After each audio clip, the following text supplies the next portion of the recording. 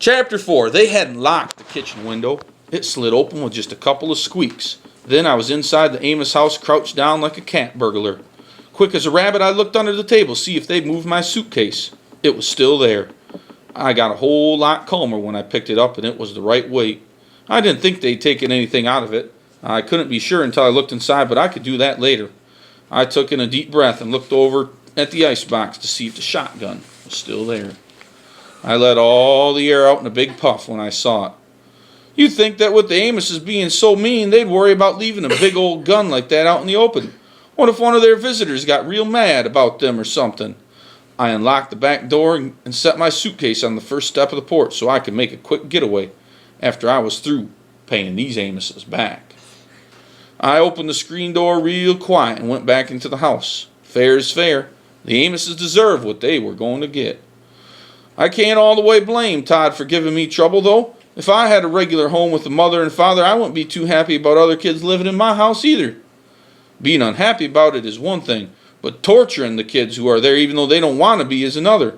It was my job to make sure other kids who didn't know where their mothers and fathers were didn't have to put up with Todd.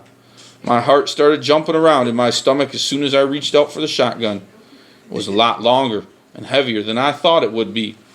I lifted it and felt how solid the smooth brown wood was against my shoulder. With it up close to my face like this, I could smell the gray metal of the barrel and the gun oil Mr. Amos used on it. I aimed the gun at the stove and pretended I was shooting at an elephant or a dragon or a tiger, or best of all, Todd. I imagined how it would feel to creep up to his bed while he was sleeping and put the shotgun barrel right in his nose. After that, I'd have to do some quick moving to get the grown-up Amoses. Unless they were real sound sleepers, a shotgun going off in Todd's room would give them a clue that something was going on. I lowered the gun.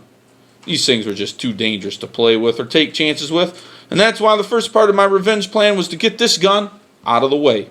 If something went wrong and the Amoses woke up, I didn't want them rushing down to the kitchen to get the gun.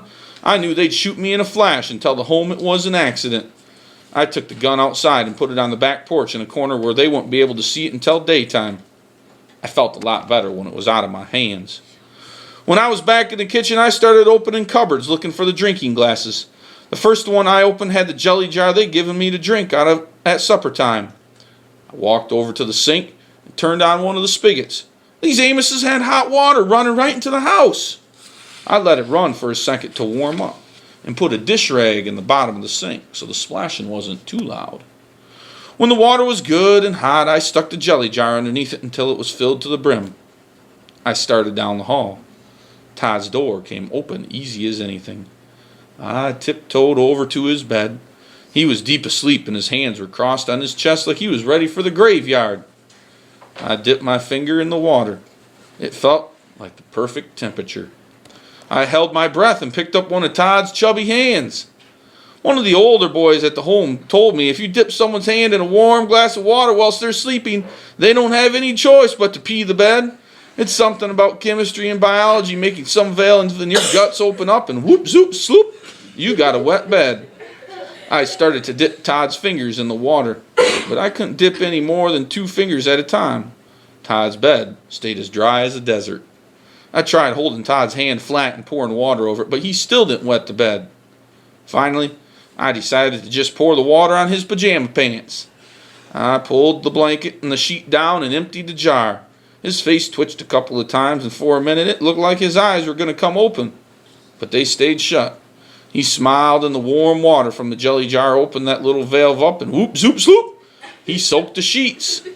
I tiptoed out of the room and down the hall and out the door. My favorite saying in the whole world is, "He who laughs last laughs best." So I put my hand over my mouth and whispered, "Ha, ha, ha." I picked up my suitcase and walked to the street. Man, I was on the lam. I was just like public enemy #1. If J. Edgar Hoover and the FBI saw me now, I'd be in some real serious hot water.